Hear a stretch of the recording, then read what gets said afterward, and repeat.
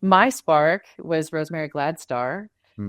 She It's had everyone's this spark, by the way. little, yeah, she's so amazing. And Yeah. she had this little leaflet at the local, herb store. And I made the perfect cream. That's how I got totally sparked by making Mhm. lotion and, blew up like a dozen blenders and realized that it wasn't very sustainable. And so got myself a KitchenAid mixer, and that worked really, Okay. really well. I still use those KitchenAid mixers for some of our products. They've Wow. been 20 years in the going. It's incredible.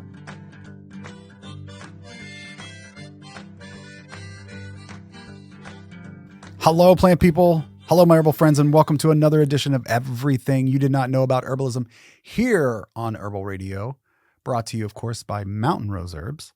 I am your host, Tommy Navar.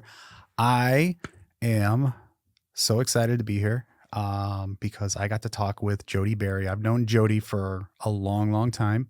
Jody is the founder and the president, owner of Wild Carrot.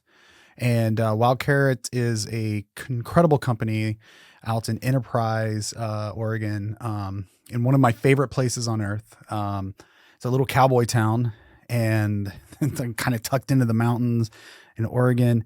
It's absolutely lovely, and she's absolutely lovely. She's an incredible herbalist and just a fantastic human being doing really wonderful work. And I was so happy I hadn't connected with Jody in quite some time. So we got to catch up and we got to talk about herbalism and talk about her past, talk about how she got started and all the amazing things that she's working on now. And hopefully, I'm pretty excited about this. We'll see if it happens. But she invited me out to the prairie. They're going to be doing some wild harvesting in the prairie, and I guess it's all blooming and beautiful. And we're hoping to get up there and do a video. So this could be a 2-part series.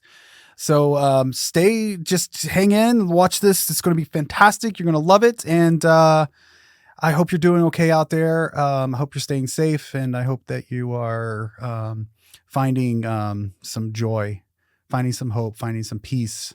It's a little difficult right now, but hang in there. It's going to get better. I know it. Hopefully you know it as well. And yeah. So anyway, this is me having an amazing conversation with Jody Berry.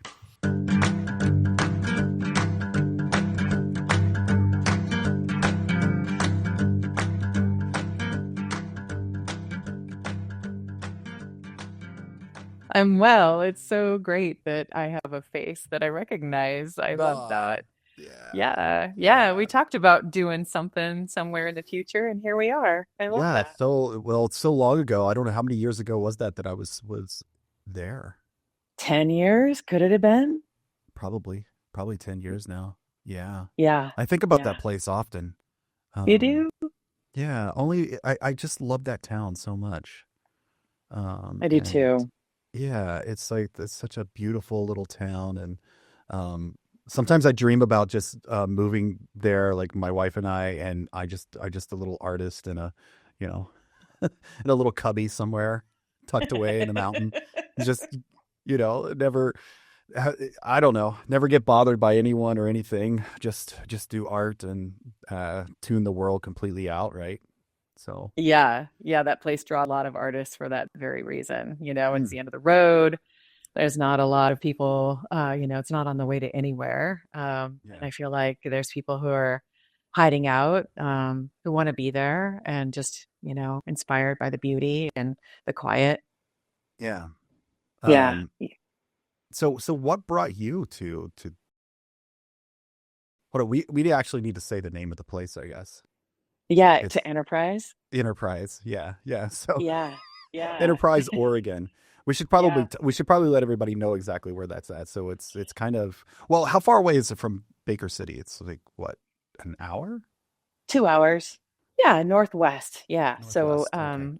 Enterprise is on the north side of the Willow Mountains. So Yeah. you have to drive through LeGrand and then up and over, or you can get through halfway in the summertime, and take the crazy cool Hell's Canyon scenic byway, Oh, get yeah. there that way. Yeah, I didn't get to do that. I really wanted to go that way. But there was snow when I was there. And so we didn't try it. So Yeah, they close it in the wintertime for sure. yeah, and I think we came to October or something. So it was Yeah. yeah, but Yeah. yeah, but yeah.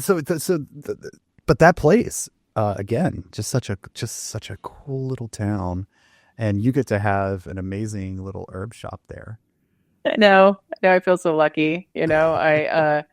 I went there, like my parents used to, I'm fifth generation born in Oregon, and Mhm. my parents would go to Northeastern Oregon. They'd go to Baker, or they'd go to Enterprise, and they'd come home with, elk and fish and all Mhm. kinds of amazing food. And it was always this mythical place. And I went there as a river guide on the Grand Mhm. Ronde. I filled in for an elder hostel trip. Mhm. And I remember coming around the corner, coming out of the canyon and seeing the Wallowa Mountains and just feeling like I was home, Yeah. and it took a long time to figure out how I was going to make it work at the end of the road. How did you make it work? How was I that? brought my business. So where did you start? Where did Wild Carrot begin? Well, I studied organic farming at the Evergreen State College in Olympia. Hmm. Uh, and that was really the spark, falling in love with medicinal herbs, realizing that, annual vegetable production was cool, but not really my superpower, not where Hmm. I was really super passionate. So it was sparked in Olympia. And I lived off grid in Hmm. a beautiful little yurt and started making skincare. Yeah. Yeah, yeah. And then, did the like you're supposed to, have a professional life. You're supposed to, work in the corporate world. Did that for, I don't know, 7 years. Mm. And it just wouldn't let me go. Yeah. How did that Just, sit? How did that sit with you? How was that? How was the corporate life? well, I cried in my car a lot. Mm. It Yeah. just wasn't who I was, Right. Right. But I feel like I learned a language when I was there. Yeah. Of course. I learned how, a lot of the world was living. I learned what traffic was like. I learned about real stress. Hmm. Um, and that I was competitive. I And learned how what to city make was this in? in Seattle. In Seattle, of course. Yeah. Yeah. Yeah. Yeah. Yeah. Yeah. It was a brutal Well, if you commute. had to pick a town, right? So true. That was my Yeah. big move, Yeah. like I went all the way from Yeah. Portland to Seattle. I have a longing. I have a longing for Seattle. Obviously we opened the store there last year. Yeah, last year. Hmm. Jeez, see, it feels like 10 years ago now. Last year, and so I've spent a lot of time in Seattle, and I have a love for Seattle now. It's like I miss it when I'm not there. Kind of. I want to go back. It's just such a great town. It's such an It really amazing energy. is. And the art there, the culture, the diversity, all of that, it's just incredible. Yeah. So yeah, Yeah. getting to spend some time there or living there, I guess that's pretty good. Well, I was going to say second, obviously, to Enterprise, but you know. Totally different situation. But Mhm. yeah, I agree. I totally Seattle was a great place to grow up, as Mhm.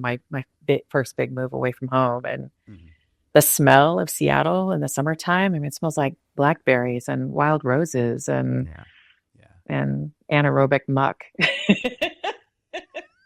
Yeah, probably a lot more of that. Yeah, that's kind of, but in a good way, though. It's in a really good Totally. way. Yeah. Yeah. So, so you're there, you're in the corporate world, I'm assuming you're learning a lot about business as well. Yeah. Yeah. I sold copiers.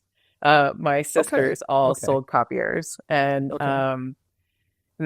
so, kind of getting into, I mean, I went from totally off the grid for 4 years, no running water, no electricity. I didn't ever have a computer. I didn't know how to use a phone. And just got launched right into the corporate world. I had sticky notes like all over the place of how to answer the phone, how to use a fax machine. Uh, so it was a crash course for Yeah. sure. But it was really good, I really, love really the idea good. of you having sticky notes on how to answer a phone. That's incredible. Yeah, There were that's multiple lines. right. It's not the old rotary phone days where you just, pick it up and say hello. Right, exactly, of course. Yeah. So, so you worked 7 years, and that just it after 7 years? It was like I just can't do this anymore. Yeah, I was making skincare. I was working with medicinal herbs, definitely that connection with plants was pretty strong. And I had my garden. Yeah, I just kept doing the both essentially. And Hmm. so working full time and doing the corporate gig, I just kept kind of building my company slowly, Hmm. and getting to know my customer base and, put a product out. I learned how to print a label, when I worked in the office world. I A few did, more sticky notes, right? exactly. Yeah. Yeah, yeah. And then it was just, I don't know, it just didn't let me go. Hmm. And so eventually I just decided to make that leap of faith, Yeah. and to make that my full-time gig was Wild Carrot. Yeah. Was it hard? I mean, the money can always be a problem, right? I mean, the corporate world does pay well. It Um, does. yeah, and that can always be a tough one to say, well, I've got to leave behind this paycheck and go on this Mhm. adventure, um, and hope to God it's worth it. Yeah. I think that takes a certain person to be able to do that. I think Yeah. you have to have a certain amount of strength and a confidence in who you are. And were you young? How old were you when you did this? Was I ever young? Uh, Yeah. I want to say I turned 40. It was when I turned 40 that I decided that I was going to make that leap. And Wow. Okay. So that's a little older than I thought, only because it feels like a young person kind of thing to do. Like when you're younger and you just don't have as much to lose. Not and maybe people would say that's not exactly true, but it does feel that way when you're younger. You just don't have as much to lose, and so you take these kind of chances. But when you're 40, that's different. It feels like you're more established at that point, and you've got to be like, well, I'm in it now, kind of a thing. So to do that, that yeah, takes even more strength and even more confidence in yourself, I feel like. or desperation. I'm not sure. No, Oh yeah, maybe. yeah, yeah. Right. I guess if you were crying in your car every day, I mean, eventually that starts to, wow. Yeah. It You just know. wouldn't let me go. I felt like it Right. was just eroding my Right. being, by not listening to my inner voice. I heard someone say recently that it's sort of the same topic, or they just like my body just couldn't metabolize it anymore. I Mhm. just couldn't handle it, and eventually it just broke. Like I had to make that change. I was like, oh, that's kind of interesting. Yeah, we're always trying to metabolize certain things, and you just get this buildup, and it's like, well, I just can't do that anymore. It's just not working. Yeah, I don't know where that voice comes from that tells you you're supposed to do this or you're supposed to be that, or, eventually I think I figured out that it was something I'd made up and that I was really that this direction was what I was supposed to be doing. Mhm. But yeah, making that leap of faith. And I've been living off grid, and Yeah. I definitely had lived like a really, really simple lifestyle, Are you a for a long destiny? time. Are you someone who you like kind of believe in destiny and a path that's set forth for you, or are you more of like, no, we're just completely in charge and of our own destiny? Where do you stand on that? Oh, I definitely feel that we come in with a purpose and Yeah. Okay. destiny, and Okay. that I had derailed, and that a lot of it is just believing or listening to that inner voice, right? Mhm. And then trusting that if you do follow this path, that you will be provided for, that everything, that the world will accept you, you'll find your place. And Mhm. I feel like Wild Carrot's been a huge, huge opportunity for me to just really, truly live it and believe it. Are you able to talk to other people about this in the sense of like, obviously here you're going to be speaking to a lot of people, but inspire them with like, oh, you should trust yourself and trust your gut and trust that you will, you're making the right decision when you do something like this. Yeah, I mean, sometimes I get the opportunity to speak to other people that are in the place that I was 30 years ago or 20 Hmm. years ago Hmm. of making that leap, and I just I encourage folks to at least take that risk. I mean, that's what goes through my head, when I took the risk to move to the middle of nowhere in Enterprise, Oregon, from the west side of Oregon. Just, okay, it might not be the right thing, but okay, then I made the wrong choice, or there was a lesson to learn in that. And then the next step will be whatever it is. I just listen and just trust that it's all going to work out. Yeah. Did you have children at the time? So I didn't have a baby until I was 42. Okay. So no children at that point. Okay. Yeah. Yeah. Do you think that would have changed anything? Probably not. I probably would have gone sooner if I would have had kids. I probably would have never left the yurt on the land and, just right. let her run around naked all the time. But yeah. I mean, I'm glad that I did the corporate thing. It was an amazing experience, but I admire those that live in that world. It's not for me. Oh, so you do admire the people that are able to live in that corporate world? Yeah, I think that takes an incredible strength. Yeah. Yeah, it does. And you don't think about, most of the time, the people I talk to on here, they don't really, admiration is not what I get from them about people that are in the corporate world. It's kind of it's almost like, I don't want to say that they feel sorry for them, but it's kind of has that sort of like, oh, they're in this corporate world. They're not in nature. They're not out there, living the life, the purpose, the their calling kind of a thing. But you kind of take a different stance on that. Well, there's definitely some compassion. I feel that world exists for a reason, and it's not for everyone. And it would be really boring if we were all doing the same thing. Sure. But I think I'm often out in the middle of the prairie or out in a forest, and I reflect on those people that are doing the commute and living that pace and amongst all the noise and all of that. And I just think about like the armor that you need to have to be able to live that lifestyle. And a lot of these products I feel are needed by those people even more. That connection with plants, to be able to like be that steward, to like connect that natural world to that busy urban world, I feel is really needed. Yeah, I think that I've found on by speaking to a lot of people now on this podcast and to a lot of people outside of this, obviously, that and I never want to put anyone in a box, but I kind of feel like there are two people in this world: people who love chaos and people who hate chaos, and it's like, and I feel like the corporate world is people just love chaos. They just like chase it, and it feels very just comfortable for them.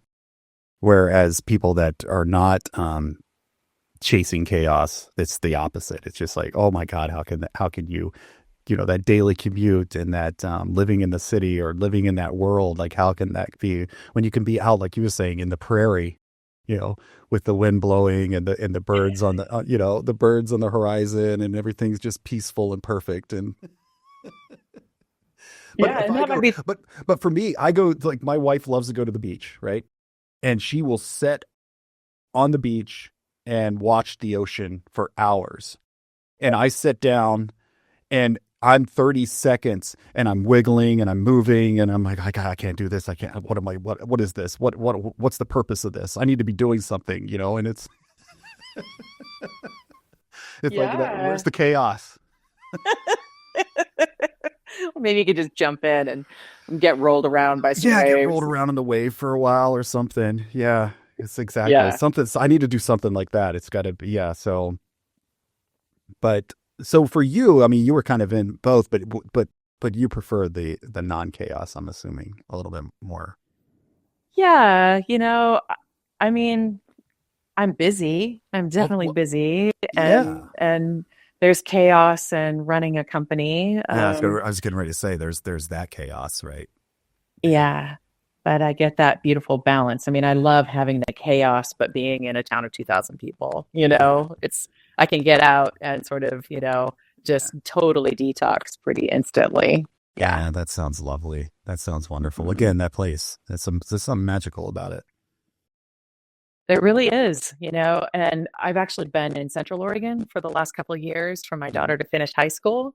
And I thought that I was going to move my whole like fulfillment and shipping over here because there's an amazing infrastructure of makers in Bend. And when I moved away and was actually able to like get a perspective of, who I was and all of it, because I've been doing this for 25 years this year, to be able to get that like pause. I realized just how extra special, it is at the end of the road, and to be able to do what we do there and provide some really awesome smelling jobs there, it's even more rarefied. So how many people do you have working at Wild Carrot right now? We have 17. Wow. I know. That's incredible. Yeah. Is it still in the same shop? Is it still in that small shop? So we had the old Mercantile, which is 6,000 square feet. And then we bought the building next door. And then we moved our retail shop into that space. So now, the space that you were in is all just warehouse, shipping, production. Okay. Yeah. So we have, technically with our beautiful basement, we have almost 14,000 square feet. And then we have the store next door. So let's go into the process. I want to talk a little bit about, because when I was there was a lot of, I think we might have went wildcrafting. I can't quite remember. I think that we did. I think we went and gathered some things, and then you were processing some of the stuff there. And I want to talk a little bit about your process for first, like, what are you gathering? What are you working with? What plants, are you using? And then how do you go about making all your products? Give away all your trade secrets, please. Okay. All right. We, did cottonwood bud already in the winter time, like late winter, early spring. We're in the process of doing all of our pine tips right now. So we use ponderosa pine, we use tamarack, we use spruce, Douglas fir tips. We use that in some of our lotions and our wildflower prairie body oil. We follow the eclectic method. So we do an alcohol intermediary extraction of all of our plant material that we gather fresh and dried. We're in the process right now of picking all those new tips and infusing them in a little bit of this beautiful grape alcohol. And the alcohol intermediary like draws out a little bit more of the medicinal properties of the plant, and then also imbues a lot more color to the oil. And then we put it in olive oil. We use extra virgin organic olive oil, and then we soak it all and infuse it for weeks, and then decant it. So we have some growers in the county. We have a mule farm that's going to be growing our calendula this year, which I'm super excited about. They're going to be using mules to farm. Yeah. That's wild. Wow. I know, to get that horse energy, but mostly, I don't know if you've ever been around, animal farmed land, but it's totally silent. That's the thing that, I love tractors, but to be, on land that's just being tilled by hearing just the interaction between a human and the team of horses and the harnesses and the leather smell. I mean, it's just so cool, like to have that old vibe, brought into that. So we, we try to fertilizer as you go, right? Exactly. Not on the fresh flower. Right. Yeah. So, having that, just being able to support and have that relationship with our local farmers as well. But then we go out on the prairie and we do, environmental essences for the solstice, and really, there's the plant magic that happens, but then there's this whole energetic that happens as well, so really holding that space and creating these infusions, especially out on the prairie. That's the ecosystem that has really, truly rocked my world. Coming from the west side of Oregon, I was a total ocean girl, and I didn't think that I could move inland. I didn't think I could leave the ocean. And the prairie was an ocean. The mountains were islands in the ocean, like you Mm. actually can find shells at the top of the Wallowas. So there's like this ocean energy there that I did not Oh, expect.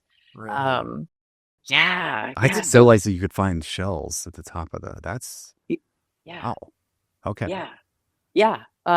So you have that, Mhm. just like a super old, quiet ocean, no Yeah. roaring waves, Yeah. it's just golden eagles and meadowlarks and just it's really coyotes and wolves and Mm. so like calling in those animals and those sounds and that silence and the wind and the Mhm. grass. And I feel like, you can really hold that energetic as well and put that out into the world, into the busy, Yeah. busy world. Yeah. Um, yeah, And yeah. what plants are you gathering when you're on the prairie?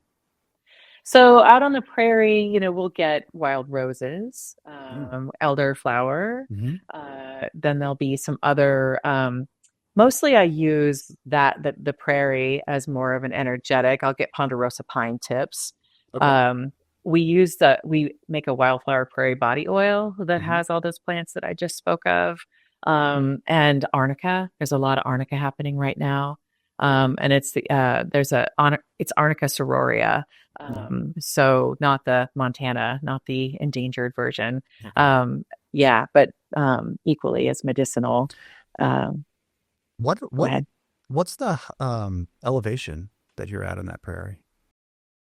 It's right around 4,000 feet. Okay, because I was gonna say Arnica usually grows at a little bit higher elevation, right? So that's Hmm. I didn't realize it Hmm. was that high there either.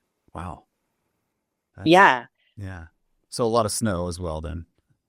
yeah, Yeah. yeah. It's definitely very snowy and cold. Hmm. And the prairie is rocking right now. The Oh, Zumwalt Prairie is the largest bunchgrass prairie left in North America, really? and mostly privately owned by ranchers who just Hmm. love that place. And the Nature Conservancy has a land holding out there, and there's a real effort to make sure that it doesn't become like a wind farm or Hmm. to keep it from not being tilled and just being grazed like a prairie Hmm. ecosystem is used to, Yeah. as being Yeah. grazed. Yeah. Yeah. So do you go out on the rancher's lands? Is that where they give you permission to go out and what's your relationship like with the ranchers? I we kind of came from nowhere. I didn't know Uh-huh. anybody in Wallowa County, and Yeah. we when we arrived 13 years ago, I think they thought we just came from space. And here I was using these plants that they consider to be noxious weeds, like St. John's wort, Yeah. Yeah. and but over time we've just gotten to really, we all have this connection with the land, right? Exactly. Exactly. That's Yeah. what I was trying to sort of getting to is that do you have that connection? Because I found that the ranchers that I've interacted with, they're also so excited about the land and the plants and that sort of thing. I feel like sometimes we can kind of feel like we're on opposite sides, and it doesn't feel that way when you actually get to know people. Sometimes, I mean, there are times when you're on the opposite sides of things, but I don't know. I was curious on your relationship with the ranchers. Yeah, I think that's been my Eastern Oregon experience, and that it's 70%, very conservative, maybe, voting in a different way than I might be voting. But I Mhm. feel like, we might have different ideas about all sorts of topics, but we all come together when it comes to that connection with land. And Mhm.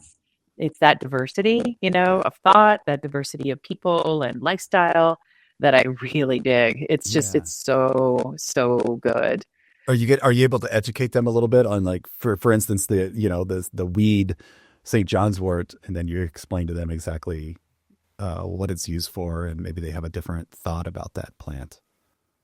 Yeah, I've had really funny conversations with, I'll get a call from someone who will say, "Oh my gosh, I found the most amazing patch of St. John's wort." And it, way, way out, they'll tell me where it's at and, Yeah.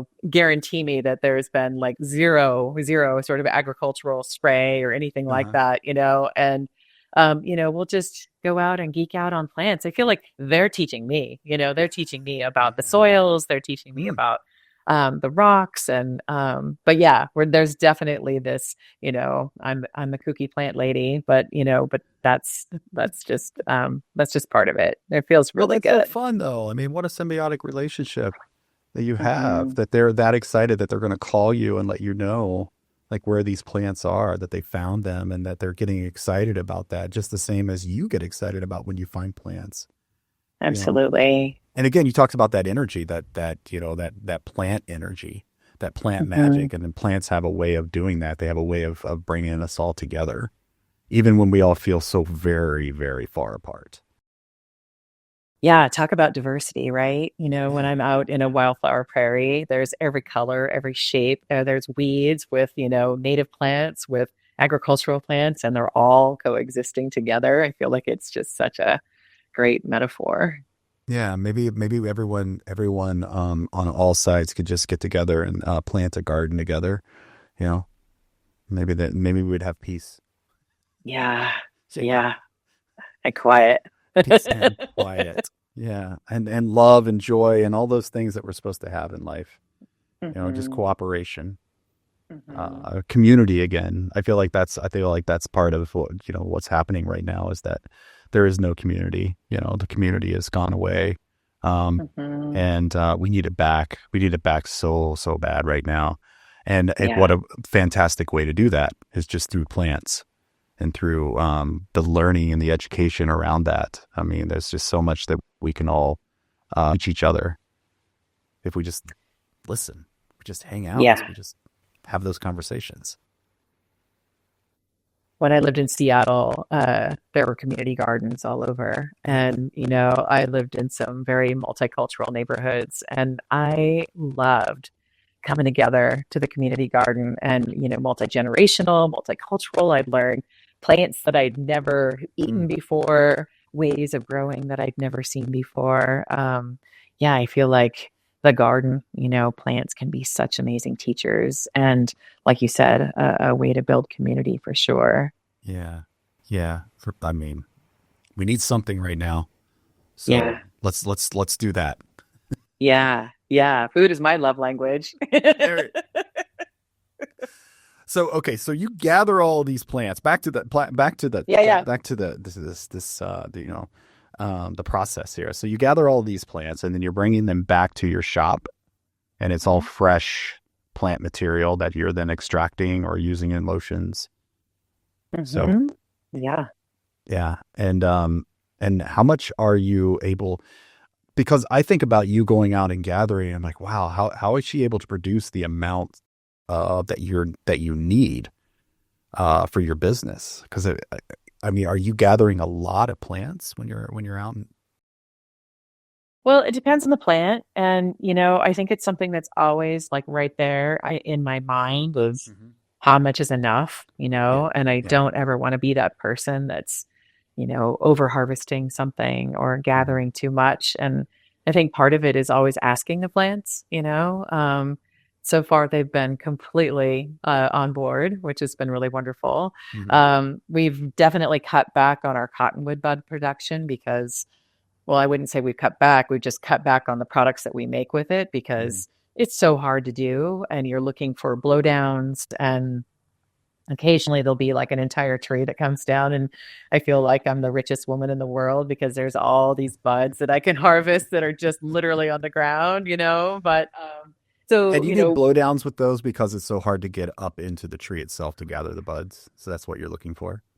well, I mean, the buds are the new growth, Mhm. so I don't want to take the new growth off of a tree Okay, that's actually still growing and thriving. I see. Okay. Yeah, yeah. So that's why I'm looking for the blowdowns, Mhm. which do occur. Cottonwood bud is our cottonwood trees.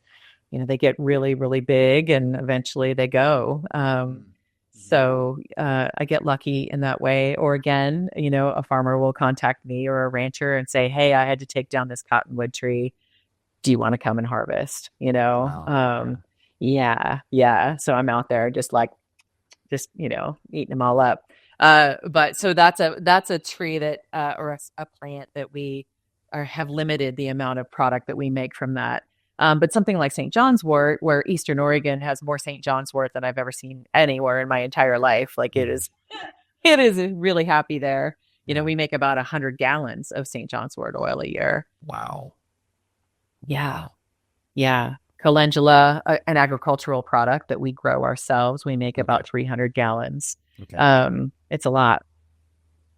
Yeah. So what's the ratio between agricultural products that you use versus wild harvested?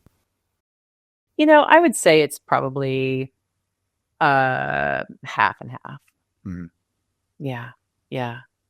And sometimes, I broke my leg 2 years ago and I wasn't able to get out and harvest like I normally do. And so I had to, find some people that would harvest for me or, that were actually growing something that I could then source.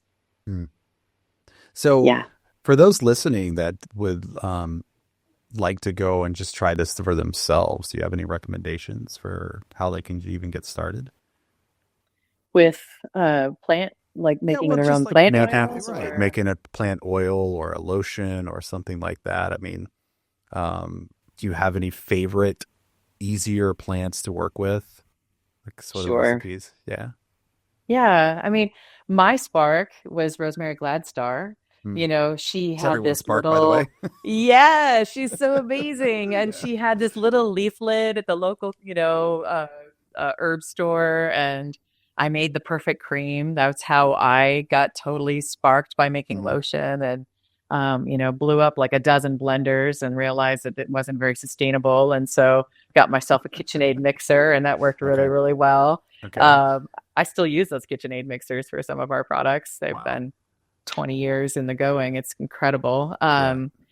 But, I think doing something with calendula, it's so abundant and easy to grow in your own garden. St. John's wort also is so simple. I think that might have been the first plant infusion that I ever made. And, just starting out with a canning jar and some plant material and oil and, filling a jar with, let's say, St. John's wort. Filling the flowers of the St. John's wort. I use the top third, like the aerial parts. Oh, okay. Okay. Yeah, yeah. The leaves have some really good energetics as well, and they have all those really cool little holes in them. The Hypericum perforatum has those little holes. That's how I know if it's St. John's wort or not. Well, I sometimes I hate to squish the flower because I'm like, I don't want to ruin the flower to see if it's red on my fingers, but I'll look through the leaf and be like, oh, there's a little hole. So this is St. John's wort. Yeah, and I squish the flowers when I make my St. John's wort oil because, you're releasing more of that hypericum, the actual plant constituent that you want. But yeah, St. John's wort's easy. And, putting that plant material into a jar and not packing it really tight, but just, filling the jar and covering it with olive oil and putting it in a sunny window.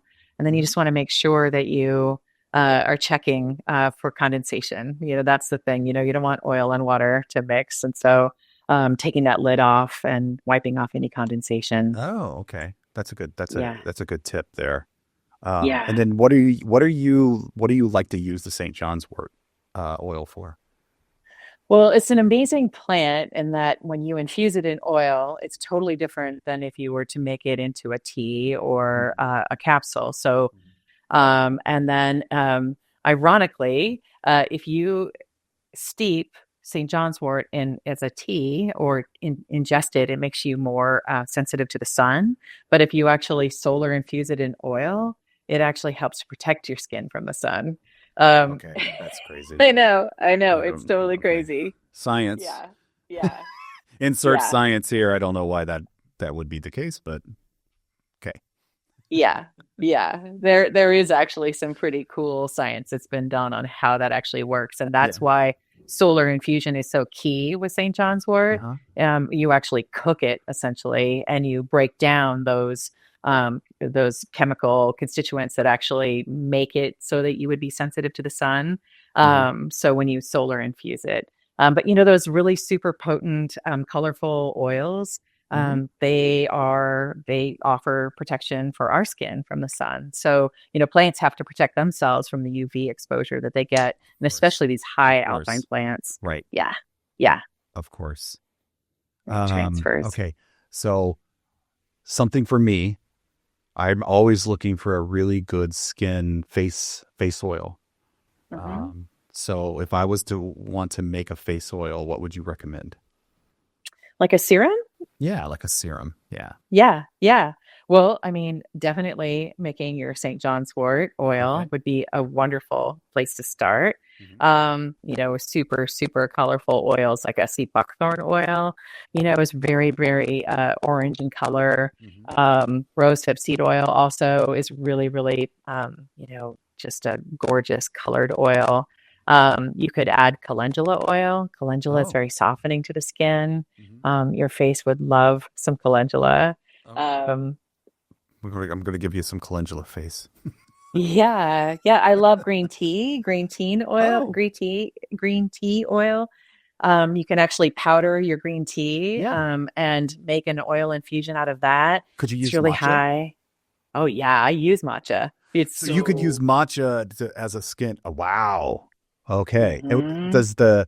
I've heard that caffeine can be really good for your skin. Is that true? I think it's more the antioxidants, Okay. that come with Mhm. those plants. But yeah, they definitely offer some really wonderful firming qualities to the skin. They're antioxidants, and they're Uh, super nutritious. Could you make a We actually, mask? Could you make a mask just using matcha? absolutely. Ah, oh, I'm learning so much. I love this. Yeah. Yeah. Yeah. Yeah.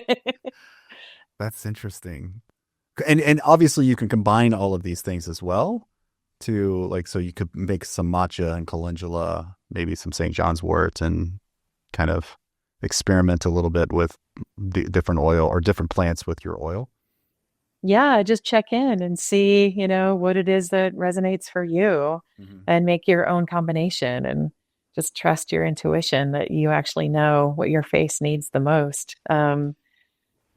You sound like you're called to matcha. It sounds like that Well, might I be love like. matcha. Matcha is my favorite. It's just I drink. I love matcha. It's just Mhm. so that would be really interesting if I use it, other than drinking it. It's like, oh, I'm gonna have something other than drinking matcha. I will have it on my face as well. Just as much matcha as I can get, right? Yeah, and it offers that mild exfoliation if you take that Oh, powder and true. add Yeah. a little bit of herbal tea and a Hmm. little bit of honey. You have the most amazing face mask ever, just with your morning cup. Wow. All right.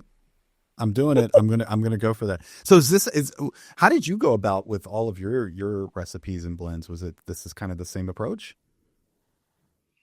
Yeah, um, this whole skincare line really came about with my love affair with plants. So, I met sea buckthorn and totally fell in love with it and started Hmm. researching it. And then I wanted to make a product that's showcased it. Or even with our matcha, we have this amazing Japanese woman who imports this beautiful matcha and has a tea company. And so I wanted to use something that was, like, for us, it was local, it was this beautiful, beautiful green Really? tea. And so supporting our local gal and just making this, when you infuse the oil, it's so green. It's like, it's black in color. It's so beautiful. Um, Really? Wild roses, are just abundant and all over the Hmm. place. Just, you know, falling in love with plants, studying the plants, Yeah. making oils from them, getting to know them, Hmm. and then combining. I mean, it's really just been a lot of trusting your intuition. Um, Well, your product is absolutely incredible. I've been in love with it ever since I went out there and visited. So Thank you. Thank yeah, it's you. just it's such and it's something that we've carried for a very long time here at Mountain Rose, and it's like it's a trusted source for us. What you're doing Mm. it's such a um, for us having companies like your company that we can trust that the quality is going to be just exceptional. Mm. That's for our customers. because our customers, they count on us to have the highest quality product, and we count on customers or for people that we buy from like you to also have that highest quality product, and you never fail. It's just amazing. It's amazing. Thank you. Yeah, there's a lot of synergy, I think, between Wild Carrot and Mountain Rose. And, we've been really picky about who you're actually our only official online retailer. We don't do any third party. Mm-hmm. Yeah. We're not on Amazon or any of those other third party retailers. And, just you also have the standards that we have, so to have Mountain Rose represent Wild Carrot just seemed like such a great fit for us. Oh, good. Good. So what's on the horizon? What's on the horizon for Wild Carrot? Well, let's see. What are we doing? I'm putting in a freight elevator. That's really exciting. Wow. Bringing back the old freight elevator so that we can more easily use our basement. So we're in a 100-year-old building. It's just, we thought about like, should we build? I mean, I saw you guys go through this same growth process, Continuing, by the way, it's a never ending journey. Yeah. You're constantly having to upgrade or constantly have to rethink how you're doing something in business. It's amazing. You're doing it right.